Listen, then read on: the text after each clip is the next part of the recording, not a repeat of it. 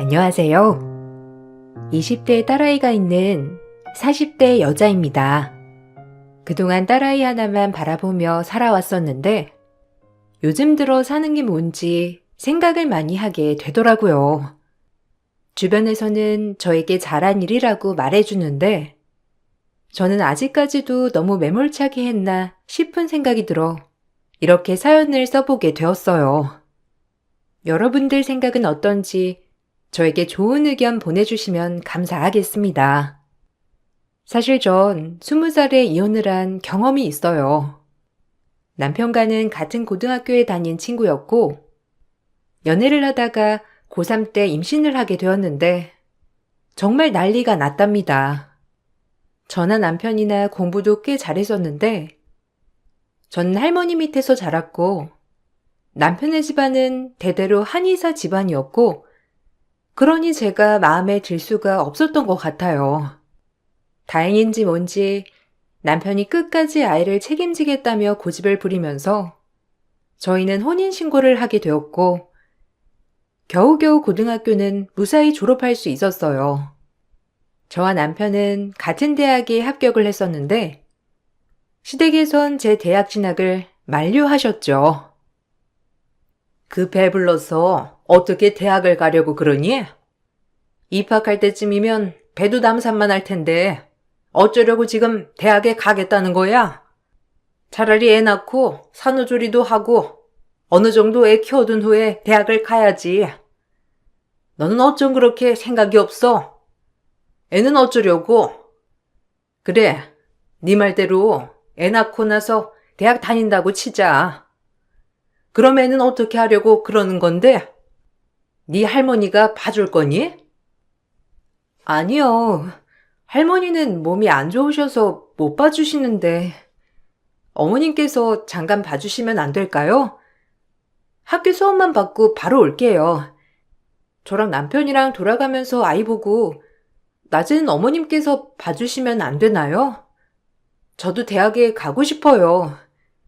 할머니가 저 대학 가는 거 마지막 소원이라고 하시는데 그래도 한 학기만 다니면 다음에는 휴학할 수 있다고 하니까 좀 어떻게 안 될까요? 예, 내가 왜 네 애를 봐주니? 너 지금 결혼했다고 이제는 애 육아까지 나한테 맡기려고 하는 거야? 됐다. 난 애 못 봐줘. 그러지 말고 애 낳고 나서 그 다음에 다시 대학 진학을 해봐. 솔직히 너랑 우리 아들이랑 같이 대학 들어가서 학교 다니면 남들이 손가락질하면서 뭐라고 그러겠니? 니들이 다른 학교에 지원을 했으면 모를까? 어떻게 같은 학교 학과에 지원을 했니? 그러지 말고 이번에는 어쩔 수 없잖니. 너 생각보다 애 보는 거 쉽지 않다. 애 보유 수유는 안 할 거니? 수유도 하고 그러다 보면 학교에 집중할 수가 없다니까. 그래도 입학하고 중간고사까지는 시간이 될 것 같은데 정말 안 될까요? 아니면 제가 교수님들한테라도 한번 부탁을 해볼게요. 어머님, 저 꼭 대학 가고 싶어요. 한 학기만이라도 마치게 도와주세요. 다음 학기는 제가 휴학을 하던지 할 테니까 한 번만 도와주시면 안 되나요? 내가 어떻게 도와줘? 그러지 말고 이번 학교는 포기를 해. 할머니가 원하는 거 들어드리려고 노력하는 건 알겠는데 애초에 이건 말도 안 되는 거야. 너 예정일이 3월 이후라고 해도 언제 아이 낳을지도 모르는데 어쩌려고 그래? 다음에 아이 낳고 나서 대학 간다고 하면 우리가 무슨 수를 써서라도 보내줄게. 그러니까 대학은 포기하자. 저도 말도 안 되는 고집이라고는 생각했지만 할머니의 마지막 소원이었기 때문에 꼭 대학에 가고 싶었죠. 그렇지만 시댁에서는 절 계속해서 회유했고 결국 전 대학을 포기할 수밖에 없었어요. 고등학교 졸업을 하고 나서까지는 남편과 사이도 나쁘지 않았는데 시댁에서 마련해준 작은 원룸에 둘이서 생활하면서 나름대로 행복한 미래를 꿈꾸기도 했죠. 문제는 대학에 입학하고 나서 발생했는데 남편은 대학에 가고 난 후에 매일매일 바쁘게 생활을 했어요. 말로는 학업도 병행해야 하고 생활비도 벌어야 하니 아르바이트 때문에 바쁘다곤 했지만 말 한마디라도 저와 아이를 생각하는 말은 한 번도 해준 적이 없었죠.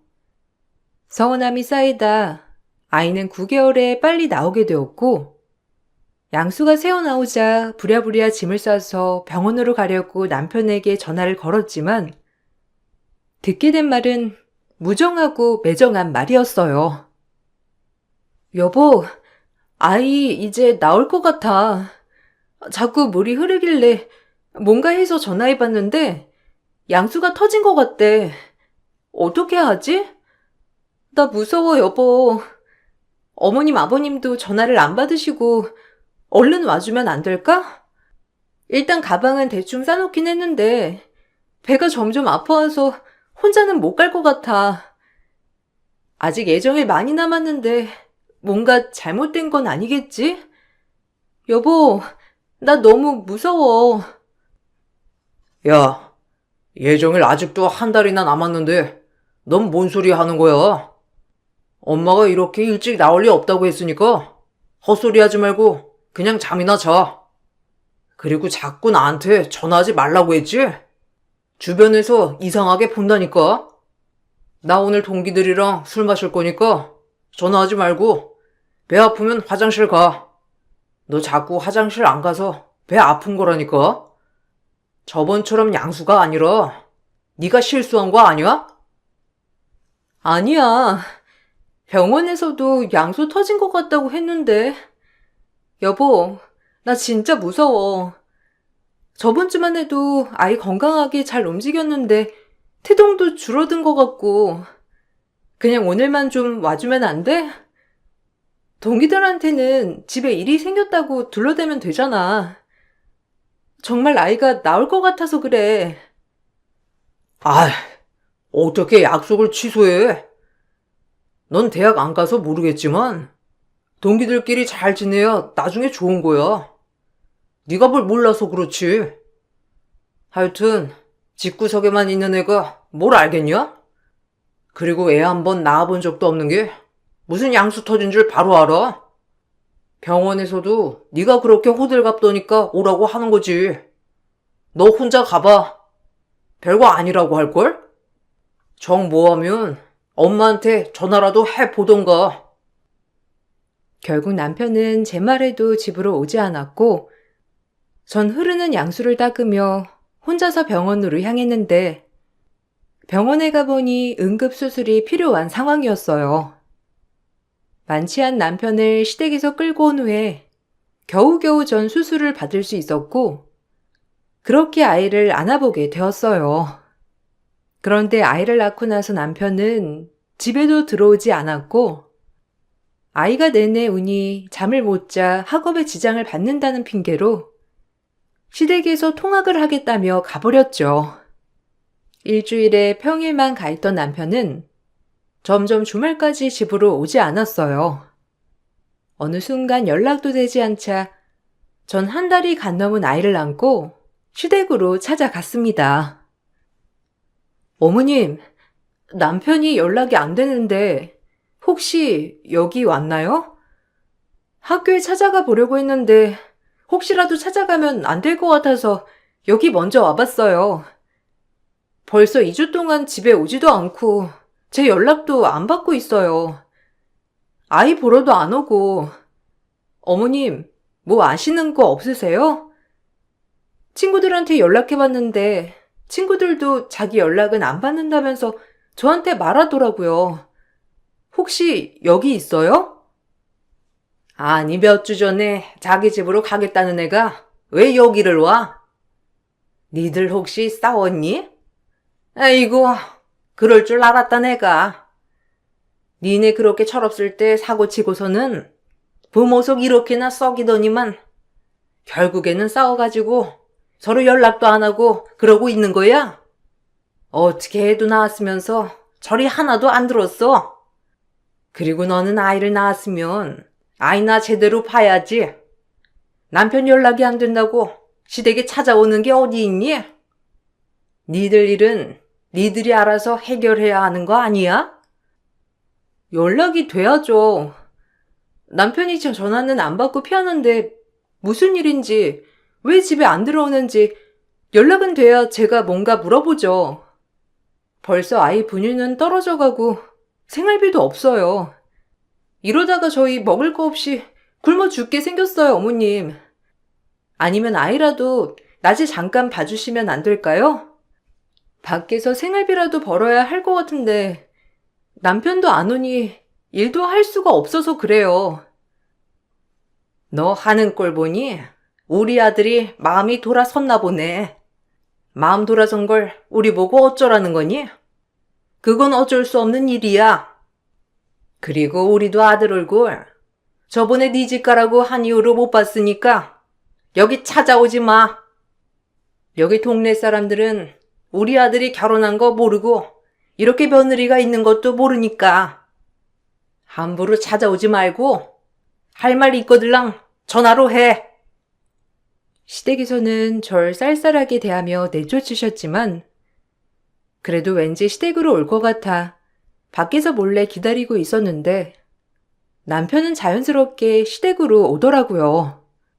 문 앞에서 시모는 혹시라도 제가 있을까봐 주변을 살피더니만 남편을 쏙하니 시댁으로 들여보냈죠. 그 장면을 보고선 저와 아이는 그렇게 버려졌구나 생각이 들었고 그날로 전 아이만을 위해 살기로 결심했습니다. 먼저 남편과 이혼을 하기 위해 시댁을 찾아갔는데 남편은 꼴도 보이지 않았죠. 저 남편이랑 이혼할게요. 저도 저 싫다는 사람 붙잡아두고 싶은 생각은 없어요. 다만 저는 대학도 못 갔고 직업도 없으니 당장 먹고 살 걱정이 커요. 어머님께서 아이 1년만 좀 맡아서 키워주세요. 다른 건 바라는 거 없지만 아이만 좀 키워주시고 제가 1년 후에 다시 데리고 갈게요. 부탁드려요. 이 상태로 이혼하면 정 갈 곳도 돈 벌 곳도 없어요, 어머님. 아들이면 그래도 우리 집 대이을 수 있으니 데려갔을 텐데 딸인데 데리고 가서 뭐하니? 뭐 양육비 청구하려면 그렇게 해. 어차피 아들이 학생이라서 받아도 얼마 못 받을 텐데 변호사 비용만 더 들걸? 그러지 말고 양육비 청구 안 하는 대신에 지금 살고 있는 원룸에서 1년 비용 우리가 주면 되지? 솔직히 그 정도면 많이 주는 거야. 어머님, 지금 원룸 비용이 문제가 아니라요. 아직 아이가 어려서 어디 맡기지도 못하고 그럼 제가 일을 못해서 그래요. 당장 아이 먹을 분유도 필요한데 아무것도 살 돈이 없어서 그래요. 평생 맡아서 키워달라고 말하는 거 아니에요. 제가 직장 자리 잡고 돈 벌 때까지만 아이 좀 맡아서 키워달라고 하는 거예요. 어머님 아들 핏줄이잖아요. 제가 혼자 낳은 게 아니라 어머님 아들 남편 자식이잖아요. 그래, 우리 아들 자식이니까 이 정도 해주는 거야. 네가 우리 집에 시집와서 뭐 한 게 있다고 그렇게 뻔뻔하게 나오니? 네가 이러니까 우리 아들이 너랑 못 살겠다고 하는 거야.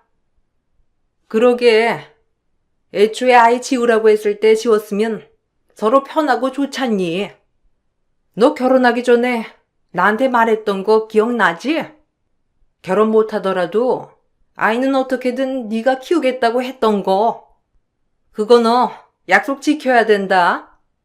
방값은 일시불로 해줄 테니까 이거 받고 당장 우리 아들 인생에서 꺼져. 끝까지 남편은 제대로 모습을 보여주지도 않았고 그렇게 전 아이와 둘만 남게 되었죠. 제가 이혼하고 얼마 지나지 않아 병환이 깊어진 할머니가 돌아가셨고 결국 할머니가 사시던 낡은 단칸방으로 집을 옮기게 되었어요. 어린아이를 맡길 곳도 없어 등에 업고 일을 해야 했는데 처음엔 아이가 너무 어려서 받아주는 것도 없었어요.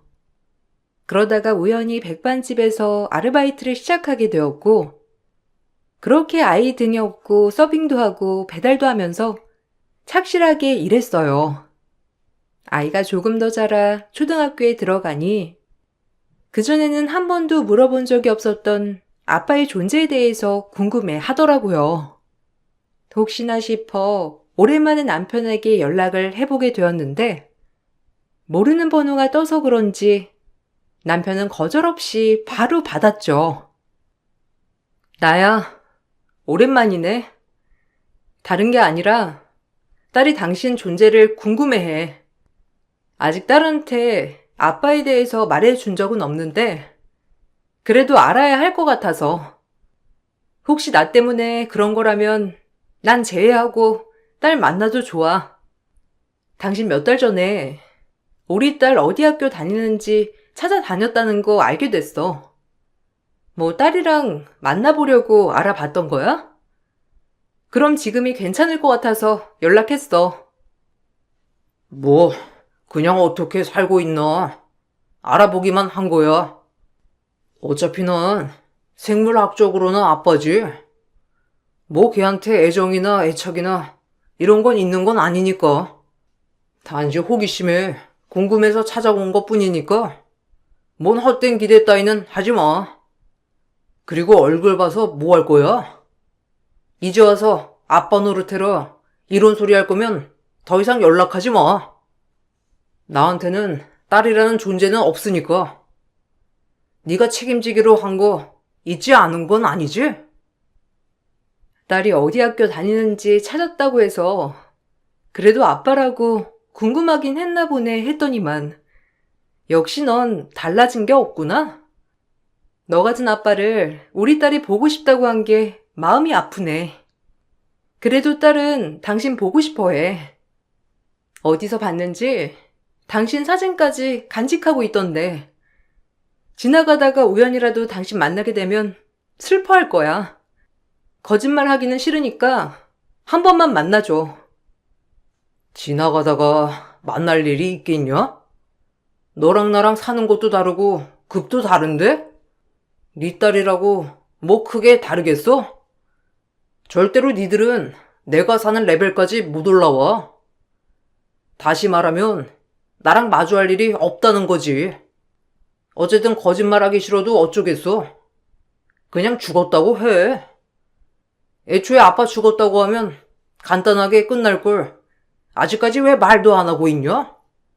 혹시 너 아직도 나한테 감정 남은 건 아니지? 고작 애 하나 같이 낳았다고 평생 함께 할 거다 이런 생각 갖고 있었다면 얼른 버려. 남편은 끝까지 딸을 만나보진 않겠다고 거절했고 전 딸에게 사고로 아빠가 죽었다고 전했습니다. 사실을 말해주면 딸이 너무나 상처를 받을 거라 생각했고 그 후로는 전 딸을 더 최선을 다해 키우게 되었어요. 그렇지만 제 노력과는 다르게 딸은 사춘기가 되더니만 엇나가기 시작했는데 딸은 제법 공부를 잘했지만 학교에선 다른 애들을 괴롭히는 아이였죠. 선생님의 전화로 이 사실을 알게 된 후 딸이랑 얘기를 나누려고 했어요. 수희야, 엄마가 오늘 선생님 전화를 받았는데 학교에서 무슨 일 있었어? 어떤 것 때문에 네 마음이 그렇게 힘들까? 엄마가 다 알 수는 없지만 그래도 엄마한테는 솔직하게 털어놓으면 안 되겠니? 내일 그 친구한테 찾아가서 미안하다고 하자. 그 집에서 지금 난리가 났대. 이렇게 되면 나중에도 문제가 될 수 있다고 선생님도 그렇게 하는 게 좋을 것 같다고 하셨거든? 어떻게 생각하니? 누가 누굴 보고 훈계를 해? 엄마는 고등학교 때 그렇게 잘났어? 착하고 모범생이어서 그때부터 발랑 까져가지고 아이 가졌냐고. 친구들이 뭐라고 하는지 알아? 지나가다가 엄마 보고서는 그 엄마의 그 딸이래. 내가 무슨 평판으로 학교 다니는지 아냐고. 그리고 엄마한테는 할 얘기 없으니까 자꾸 내 생활에 참견하지 마. 엄마가 신경을 안 쓰면 누가 신경을 쓰니? 그리고 다른 사람들이 뭐라고 하는 거였으면 엄마한테 이렇다 저렇다 말을 해야지. 선생님이 그래도 사과를 하면 어떻게든 조용히 넘어가게 해주신다고 했으니까 조금만 참고 수습하는 게 좋지 않겠니? 엄마가 도대체 뭘 알아? 고등학교 때 공부 안 하고 애나 낳았으면서 얼마나 밖에서 놀았으면 고등학교 때 임신을 했겠어? 대학도 안 나오고 사니까 지금까지 이 모양 이 꼴로 사는 거 아니야. 난 엄마 팔자 닮을까봐 너무 무서워. 엄마같이 살까봐 무섭다고. 그렇게 곱게 키웠던 딸이 저에게 소리치는 모습을 보고선 전 충격을 받을 수밖에 없었죠. 다행히 크게 문제가 되지 않고 마무리가 되었고, 그나마 딸은 그때 일 때문이었는지 졸업할 때까지 별다른 사고는 치지 않았죠. 딸이 대학에 들어갈 때쯤 문제가 터졌는데 남편 쪽에서 갑자기 딸에게 연락을 했더라고요. 그동안 죽은 줄만 알았던 아빠가 지금껏 살아있었고 엄마가 거짓말을 했다며 딸은 크게 분노를 했습니다. 이렇게 구질구질하게 살면서 아빠 존재를 숨겼던 이유가 뭐야? 아빠네 집안은 대대로 한의사 집안이던데 보니까 차도 좋고 집도 좋고 이제야 연락이 됐다면서 다 아쉬워하던데 엄마는 왜 무슨 이유로 나한테 아빠를 안 보여줬어? 아빠가 엄마한테 여러 번 연락했는데 한 번도 안 받았대. 날 만나고 싶다면서 편지까지 써서 보냈는데 답장 한 번 안 왔다고 하잖아. 어떻게 멀쩡히 살아있는 아빠를 죽었다고 해? 그게 무슨 소리야? 수희야, 그게 아니라 엄마는 다 널 위해서 말했던 거야. 네가 상처받을까봐. 아빠는 어쨌든 엄마는 그러려고 거짓말한 게 아니야. 엄마 마음을 좀 이해해주면 안 될까? 엄마도 어린 나이였어. 거짓말이 상처될 거라고 깊게 생각을 못했어. 거짓말한 건 정말 미안하구나. 근데 엄마는 사실을 알았을 때 네가 받을 충격이 클 것 같아서. 무슨 충격?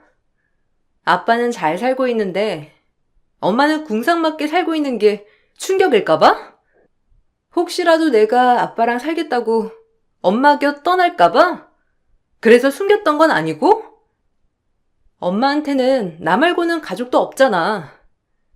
나 빼고 가족도 없으니까 날 볼모로 나중에 재산이라도 받을 수 있을까 싶어서 그런 거 아니야? 그래서 할머니한테 집값 달라고 그랬던 거 아니냐고. 오해야. 난 그런 적 없어. 한 번도 네 할머니한테 돈 달라고 해본 적도 없다고. 널 맡기려고는 했지만 그건 다 일을 해서 우리가 살 집을 마련하려고 그런 거고. 수희야, 다 오해야. 엄마가 다 설명을 해줄게. 네가 태어났을 때부터 지금까지 어떤 일이 있었는지 다 사실대로 설명해 줄 테니까 일단 진정하고. 진정해? 엄마라면 진정할 수 있어? 그동안 좁디 좁은 단칸방에 엄마랑 나 둘만 살았었는데 알고 봤더니 죽은 줄 알았던 아빠가 멀쩡히 살아있고 거기다가 잘 사는 집이네? 근데 엄마는 이 사실을 다 숨겨놓았고 내가 죽기 살기로 왜 공부를 했는데 엄마는 끝까지 이기적이네. 엄마 마음대로 판단하고 결정하고 내 의견은 언제 존중을 해줘? 딸은 그날으로 제 연락도 받지 않은 채 자취를 하겠다며 집을 나가버렸죠. 수소문에 남편의 바뀐 전화를 알아내서 전 남편에게 따지게 되었는데 역시나 남편은 너무도 당당하더라고요. 도대체 딸한테 무슨 이유로 연락을 한 거야? 그렇게 자기 딸 아니라고 할 때는 언제고? 20년 동안 당신 한 번 연락 없었어. 딸이 초등학교, 중학교, 고등학교 졸업할 때도 연락 한 번 없었다고. 20년 세월 동안 딸 생일날 아빠 선물 받아본 적 없고 컸어. 당신이 죽었다고 하랬잖아. 평생 볼 일 없다고 죽었다고 말하랬잖아. 왜 이제 와서 우리 가족을 흔들어? 무슨 속셈이야? 아니, 내 딸한테 아빠가 연락한다는 게 그렇게 잘못이야? 당신 웃긴다. 나도 수희 아빠야.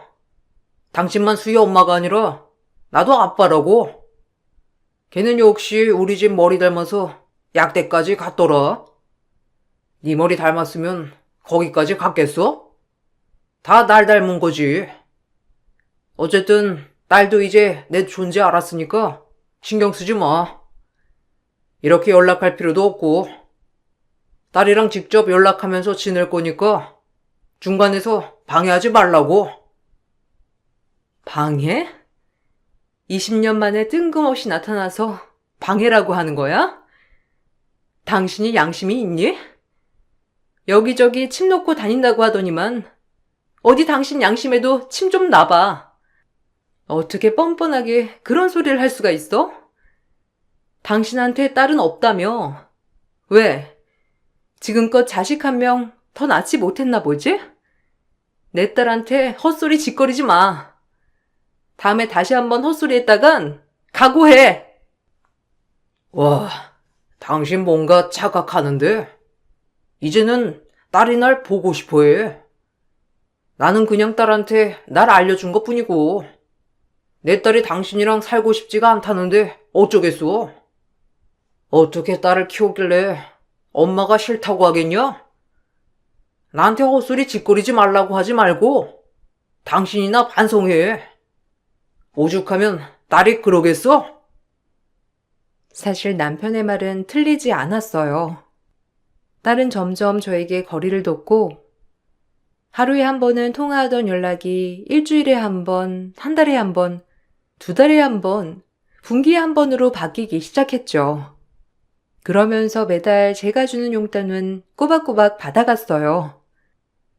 남편이 딸에게 따로 챙겨주진 않는지 연락은 안 하면서 용돈 받는 날이면 용돈을 입금하라며 메시지를 보내왔죠.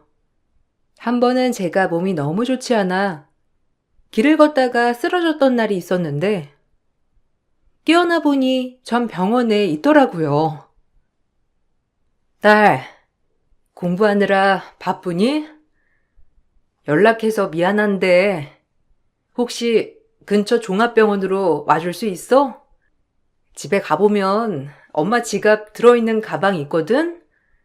그것만 병원으로 좀 가지고 와줘. 지금 병원비 수납을 해야 하는데 낼 돈이 없어서 너 보고 내달라는 건 아니고 아니면 병원비만 잠깐 내주면 안 되겠니? 엄마가 집에 가서 바로 이체할게. 알았지? 하다하다 딸한테까지 돈 구걸을 해? 와, 안 그래도 엄마 어릴 적에 이것저것 쇼한 거 많이 들었어. 말로만 듣던 쇼가 이거구나? 아빠가 지긋지긋했다면서 말하던데. 엄마, 정신 좀 차려. 아무리 철이 없어도 그렇지. 그렇게 속일 수가 있어? 병원은 무슨? 엄마, 거짓말하는 거지? 됐고, 엄마가 알아서 병원비를 내든지 해. 왜 딸 돈을 그렇게 갈취하려고 그래? 갈취? 내가 너한테 병원비를 다 내달라고 한 거니? 나중에 준다고 했잖아. 수납을 해야 여기서 나갈 수가 있어서 그래. 내가 부탁할 사람이 어디 있니? 한 번만 병원에 지갑 좀 가지고 와주렴. 그러게, 인생을 잘 살았어야지, 엄마. 엄마가 인생을 막 사니까 도움이 필요할 때 부를 사람이 없는 거야. 나 바쁘니까 그냥 지갑 킥으로 보낼게. 엄마가 알아서 처리하던지. 그리고 이런 일로 나한테 연락하지 마. 딸이 왜 이렇게 삐뚤어졌을까? 전 마음이 너무 아팠어요. 딸은 그런 제 마음을 아는지 모르는지 저와는 항상 거리를 뒀죠. 딸은 약대를 졸업하고 성실하게 직장을 다니는 듯 했는데 어느 날부터 연락이 잘 되지 않아 물어보니 출근을 하고 있다고 하더라고요. 정말? 언제부터 출근한 거야?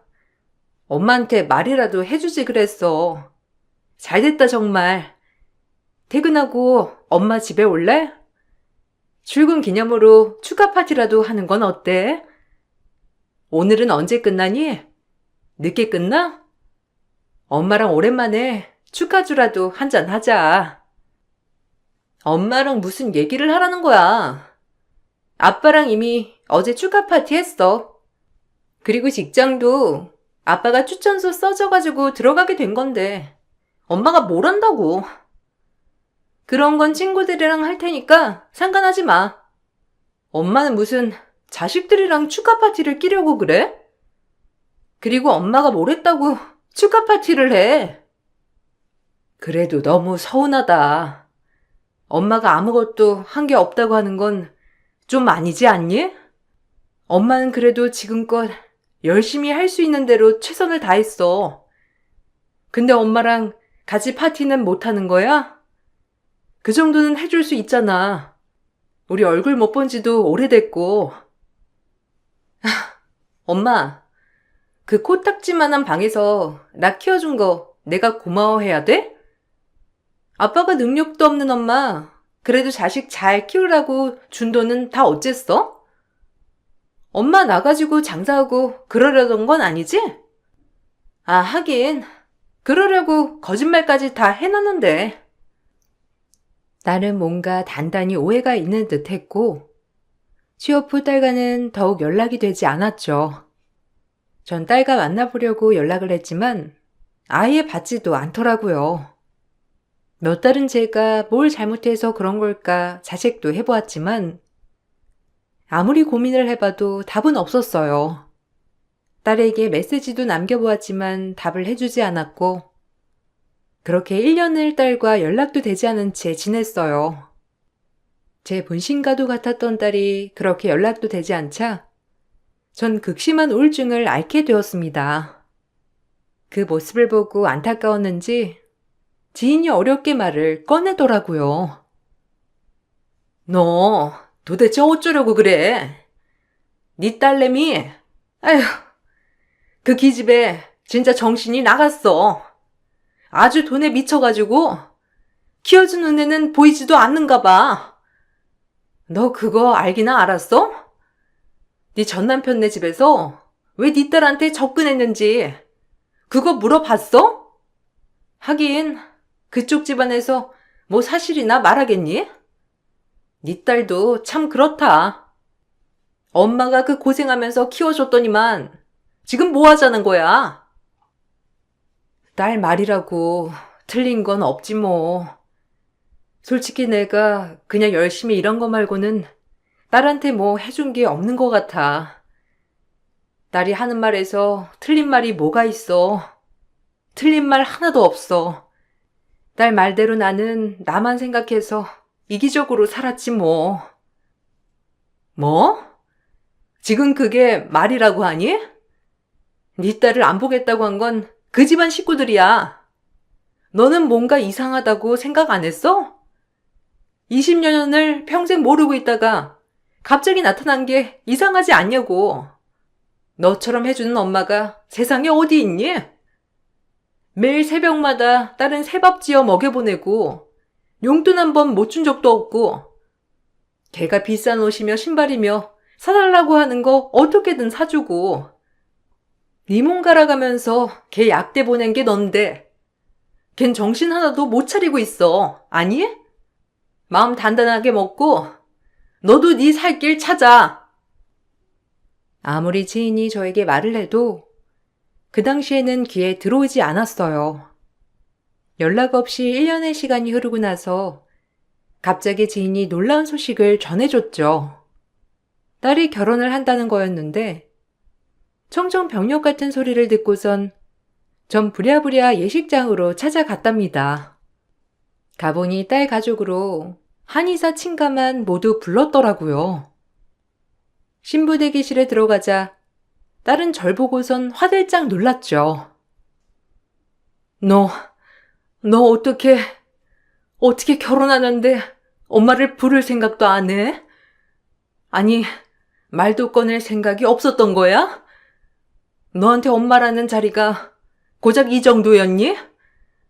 내가 한평생 널 위해서 얼마나 노력했는데 결혼식 초대도 못할 정도로 난 엉망인 엄마였어? 나중에 말하려고 했어. 오늘은 중요한 날이니까 여기서 이러지 말고 집으로 가세요. 결혼식 끝나고 나 신혼여행 다 다녀오고 나서 설명할 테니까. 일단 여기서 이러지 말고 얼른 가세요. 누가 들어와서 보면 어쩌려고. 도대체 누가 볼까 왜 걱정을 하는 거야? 난 네 엄마야. 네가 젖먹이 때부터 대학 갈 때까지 저 사람들 손 하나 까딱 100원 하나 준 적 없었어. 다 내가 널 업어 키운 건데 왜? 무슨 이유로? 날 이렇게까지 밀어내는 거야? 내가 그렇게 키워달라고 했어? 난 돈이 많은 부모가 필요해. 엄마처럼 가진 거 쥐뿔도 없는 부모가 아니라 해준 것도 없으면서 어떻게 그렇게 당당하게 엄마 자리를 요구해? 제발 미안한 척이라도 좀 해. 그럼 안쓰러워서 챙겨줄 테니까. 그리고 시댁에는 엄마는 처음부터 없었다고 했어요. 그러니 여기서 나가주세요, 아주머니. 전 제 아빠 딸이니까. 딸의 천천병력 같은 말을 듣고선 전 멍하니 밖으로 나갈 수밖에 없었어요. 그래도 일말의 희망을 갖고 기다려봤지만 신혼여행 후 온다던 딸은 연락도 한 통 오지 않았죠. 전 딸을 버리기로 결심했습니다. 그리고 지난 25년을 걸고 피눈물 복수를 준비했어요. 사실 결혼식 날 놀랬던 건 또 하나 있었는데 바로 사돈댁이 제가 아는 사람이었거든요. 그분들은 제가 이혼하고 갓난아기를 얻고 일을 했던 첫 번째 음식점 사장님이셨어요. 그때 인연으로 좋은 백반집을 소개해줘 제 일이 잘 풀리게 된 거였는데 바로 은인과 다름없는 사장님이 딸의 시부모님이 되신 거였어요. 부랴부랴 핸드폰 번호만 받고 나왔던 게 생각이 나 전 연락을 해 식사 자리를 마련했으니 결혼 축하 대접을 해드리겠다며 양가 가족분들 모시고 제가 운영하는 식당으로 오시라고 연락을 해드렸어요. 약속날 아무것도 모르고 딸과 남편은 사돈댁과 함께 제 식당으로 들어왔습니다. 절 발견하더니 딸과 남편은 경악을 금치 못하더라고요. 사장님, 이렇게 만나 뵈니 너무 반갑네요. 그때 결혼식장에서 뵙고 이런 게 인연이구나 싶었는데 정말 놀랐어요. 사실 사장님께 말씀드릴 게 있어서 이렇게 자리를 마련해 봤어요. 사장님께선 저기 저 며느리가 홀아버지 외동딸이라고 생각하셨겠지만 사실은 그때 제가 얻고 있었던 그 갓난아기가 바로 저 아이랍니다. 딸이 엄마가 처음부터 없었다고 했다면서요? 네? 뭐라고요? 아니, 우리 며느리는 엄마가 처음부터 없었다고 했는데. 사돈, 무슨 말이라도 좀 해보세요. 이분이 말씀하시는 게 사실인가요? 그때 그 어린아기가 우리 며느리라고요? 이분이 저한테 거짓말할 일은 없잖아요. 지금 이게 어떻게 된 거죠? 얘기를 좀 해보세요. 아니, 어머님, 그게 아니라, 아줌마, 왜 거짓말을 하세요? 저희 엄마 돌아가셨어요. 세상에 없는 분이신데 왜 자꾸 거짓말 하시냐고요. 어머님, 저분 이상하신 분이신 것 같아요. 아마 어머님이 어떤 분이신지 알고선 저러시는 것 같아요. 거짓말? 내가 왜? 그렇게 거짓말을 죽도록 싫어하는 네가 거짓말하는 것 같아서 대신 내가 말해주는 건데, 너 어떻게 엄마한테 그러니? 사장님, 충격이 크시겠지만, 제가 이 아이 엄마예요. 사장님이 그때 그렇게 돌봐주셨던 그 갓난아이가 이 아이라고요. 은혜 이렇게 갚아드려 죄송합니다. 그렇지만 지금 빨리 아셔야 할 것 같아서 이렇게 자리 마련했어요. 너, 이게 사실이니? 사돈, 정말 작정하고 저희 속이시려고 하신 건가요? 어떻게 그러실 수가 있으세요? 며느리도 며느리지만 사돈 집안이 믿을 수 있는 집안이라 혼인 허락을 했는데 어떻게... 됐습니다. 결혼 없던 일로 하죠. 어차피 혼인신고는 안 되어 있으니 따로 정리할 건 없겠지만 속인제 값은 치르셔야 되겠죠? 오라버지의 외동딸로 컸다는 게 거짓말이라는 걸 전 폭로를 했고 딸은 그 후로 남편과 파혼을 했다더라고요. 그 다음 저에게 따지러 온 딸에겐 남편이 다시 딸에게 연락을 하게 된 이유를 알려줬습니다. 어떻게 엄마가 나한테 엄마야? 이러고도 나한테 엄마라고 할 수 있어? 어떻게 엄마가 자식 혼사를 망쳐? 이러고도 엄마야? 딸이 잘 되는 게 배 아파? 자기는 남편이랑 헤어져서 궁핍하게 사는데 딸은 아빠라고 잘 지내고 잘 살게 돼서 배 아파서 그랬냐고. 배가 아파? 넌 네 아빠가 20년 동안 아는 체도 안 하다가 널 찾은 이유도 모르겠지. 네 아빠 신장이 나빠. 아마 얼마 못 가 이식해야 될 지경일 거야. 몸이 안 좋으니 아무리 직업이 좋아도 뭐해. 결혼도 못했던 거지. 너 말고는 자식도 못 낳았어. 몸이 안 좋으니까.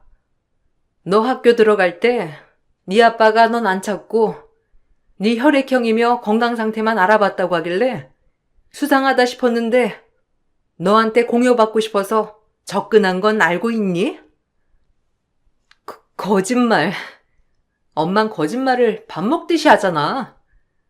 그럼 왜 나한테 돈 주겠다고 했겠어?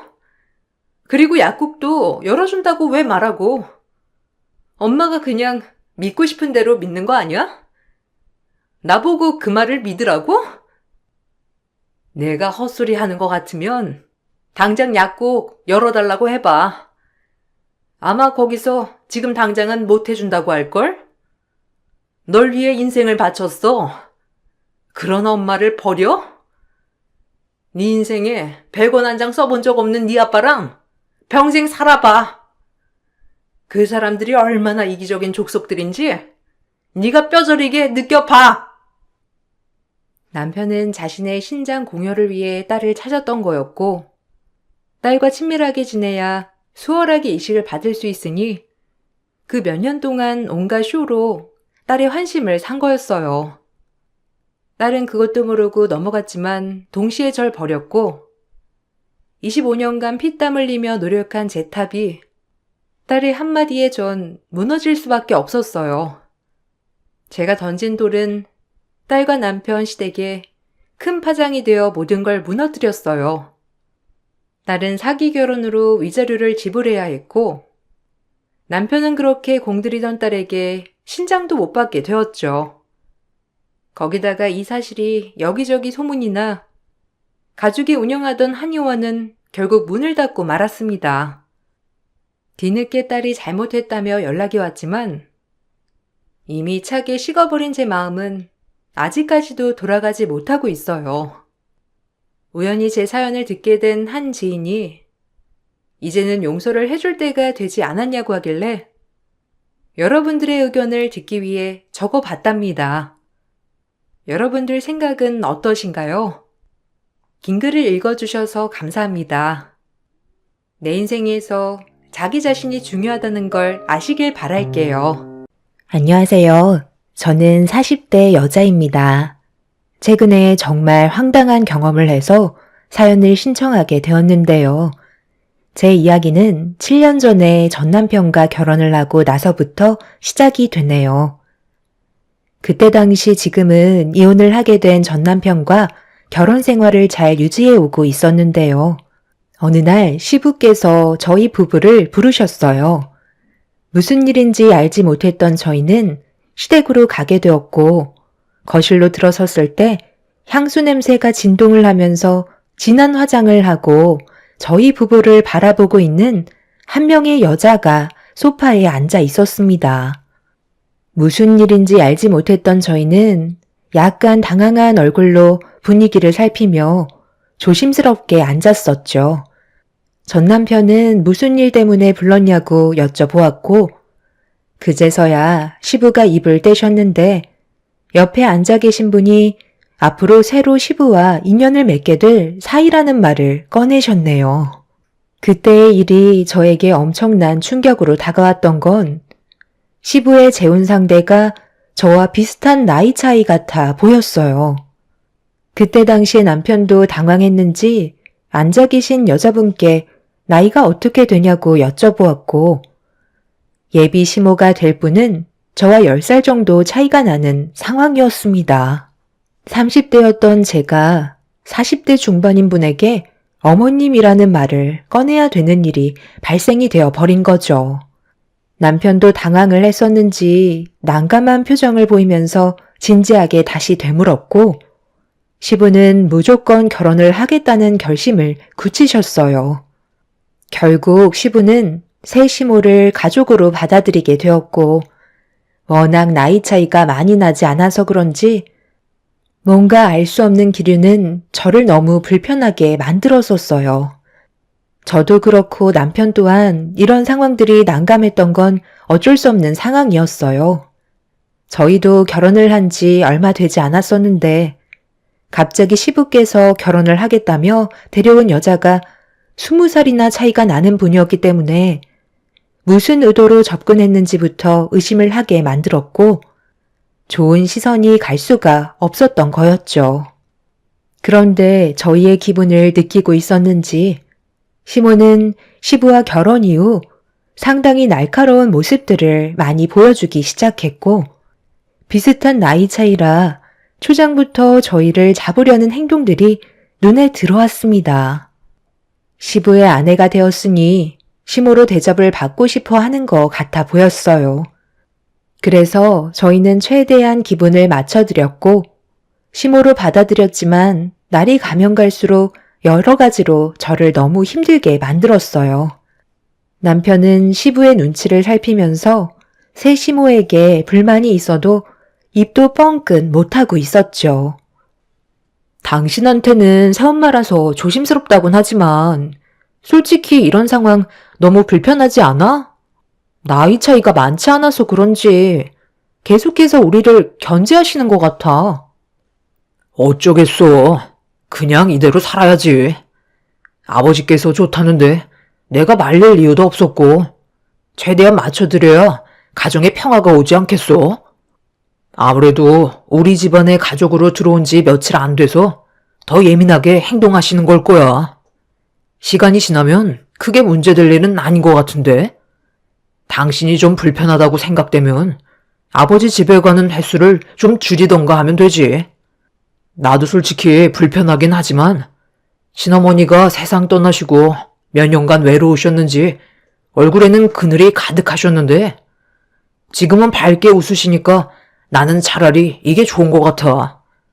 그리고 아버지도 젊은 새어머니 들이셔서 젊게 사시려고 노력하고 계시잖아. 남편은 좋게 생각하라며 처음은 모든 게 서툰 거라고 얘기했지만 저는 시모에게서 느껴지는 기운이 별로 좋아 보이지 않았습니다. 여자는 여자가 잘 안다고 남자가 모르는 무언가 심리적인 불편함이 있었는데 시부가 별일 없으면 웬만해선 시댁에 와서 시간을 보내길 원하고 계셨습니다.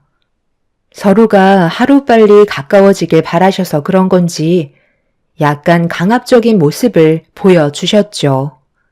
남편도 어쩔 수 없다며 당분간만 시부의 말을 따르는 게 좋을 것 같다는 의견을 내세웠고 저도 며느리로 들어온 지 얼마 되지 않았기 때문에 불만이 있어도 시간이 해결해 줄 거라 생각하며 주말에 시댁을 찾아가게 되었어요.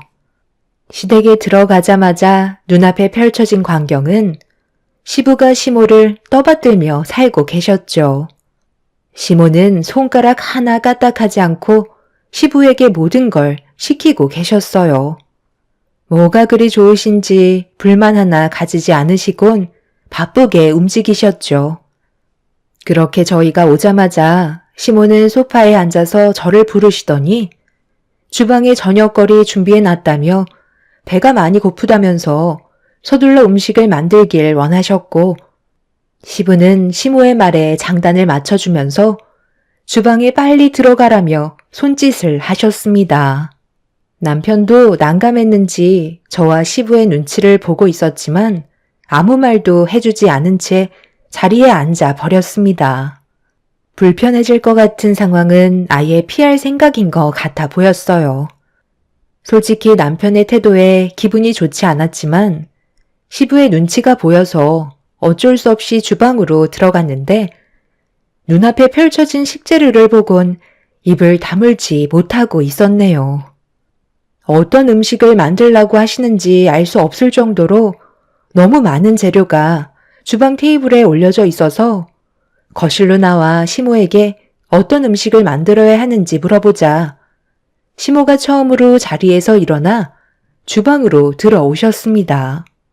그리곤 싱크대에 몸을 기대고 팔짱을 끼시더니 저를 위아래로 훑어보면서 한마디 하셨네요. 내가 그런 것까지 일일이 알려줘야 하는 거야? 눈앞에 보이는 재료를 보고 그냥 눈치껏 알아서 준비하면 되는 거지.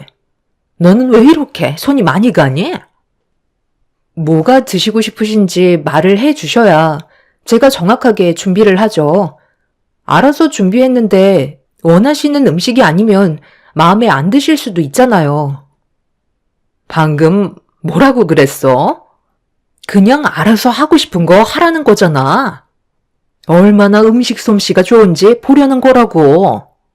이런 것까지 하나하나 말해줘야 하는 게 얼마나 귀찮은지 알아? 그리고 너, 지금 나를 대하는 말투가 그게 뭐야? 내가 너랑 나이 차이가 많지 않다고 해서 무시하는 거니? 얼마 차이 나지도 않는데 시애미 행세하니까 상당히 마음에 안 드나 봐.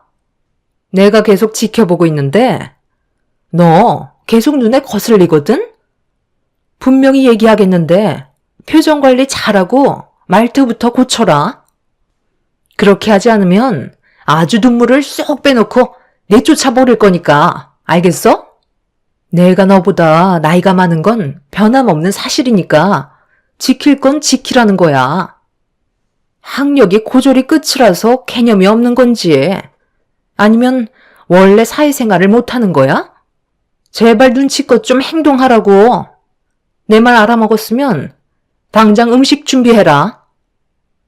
주방이 시끄러워지자 시부와 남편이 급하게 달려왔고 시부는 시모에게 다가가 무슨 일이냐고 물어보자 시모는 음식 좀 준비하라고 했는데 제가 말투부터 표정이 좋지 않아서 따끔하게 한 소리 했다며 자기가 나이가 어려서 무시당하는 것 같다고 갑자기 눈시울을 붉히시더니 남편과 시부가 보는 앞에서 눈물을 쏟아내기 시작했어요. 그 모습을 보는데 너무 어이가 없어서 방금 있었던 일에 대해 설명을 하려고 입을 떼려는 순간 시부가 저를 보며 화를 내셨습니다.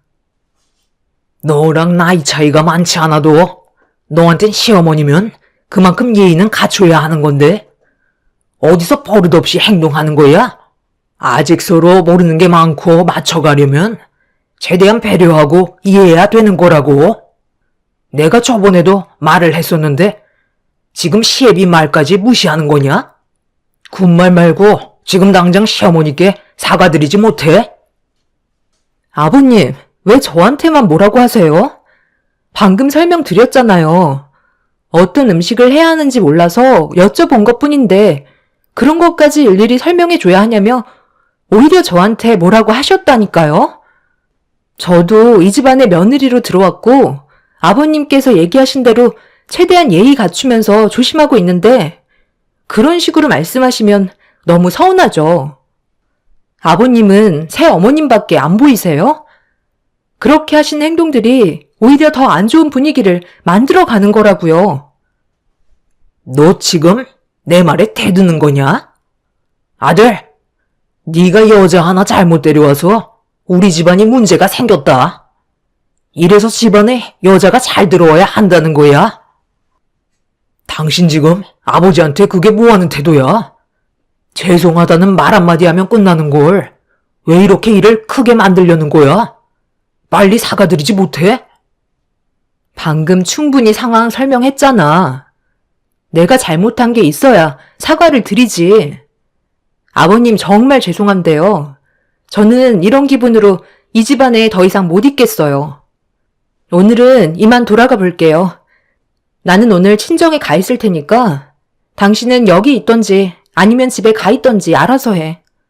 내가 이런 대접 받으려고 당신이랑 결혼했는 줄 알아? 저는 너무 어이가 없어서 시댁에 들어온 지 얼마 되지도 않았는데 짐 챙겨서 현관문을 박차며 밖으로 나왔어요. 제가 왜 욕을 먹어야 하는지도 모르겠고 일방적으로 저한테만 잘못이 있다는 시댁 식구들에게 너무 큰 실망을 하게 되었네요. 거기에다가 내 편이 되어줘야 될 남편은 오히려 시부와 새 시모의 편을 들어줬을 때 처음으로 남편과 결혼한 걸 후회하게 되었습니다. 결국 주말에는 집에 가지 않고 친정에서 보내게 되었어요. 부모님께서 갑자기 찾아온 저를 보며 무슨 일이 있었냐고 물어보시길래 모든 걸 솔직하게 얘기하고 싶었지만 부모님께 괜한 걱정 끼쳐드리고 싶지 않았고 일단 저부터 머릿속을 정리하는 게 우선이었던 터라 나중에 설명드리겠다며 대충 넘어갔지만 부모님께서는 대충 눈치를 채신 것 같아 보였어요. 그렇게 주말에 친정에서 머리를 식힌 다음 늦은 저녁쯤에나 집으로 돌아갔는데 남편이 화가 잔뜩 난 얼굴로 분위기를 잡고 있었습니다. 그 모습을 보는데 별로 말도 걸고 싶지 않아 방으로 들어가려 하자 남편이 벌떡 일어나 저를 거실 한가운데로 밀쳤습니다. 뭐 하는 거냐고 소리를 지르자 남편은 되려 저보다 더 큰 소리로 화를 내며 막말을 퍼붓기 시작했어요. 그걸 몰라서 물어? 당신 때문에 내가 얼마나 난감했는지 알아? 아무리 화가 나도 그렇지. 그런 식으로 나가면 나보고 뒷수습을 어떻게 하라는 거야? 그럼 당신이 내 편을 들어주지도 않고 아버님이랑 새어머님 편만 들어주는데 내가 거기에 더 있어야 될 필요가 있는 거야? 내 입장에서는 조금도 이해해주려 하지 않았잖아. 더 이상 길게 말해봤자 대화도 안 통할 것 같아서 나온 건데 그게 뭐가 잘못됐어? 지금 나 상당히 피곤하거든. 오늘은 서로 건들지 않는 게 좋을 것 같은데? 어찌됐든 나는 잘못한 게 조금도 없으니까 내가 먼저 사과드릴 거라는 기대는 하지 마.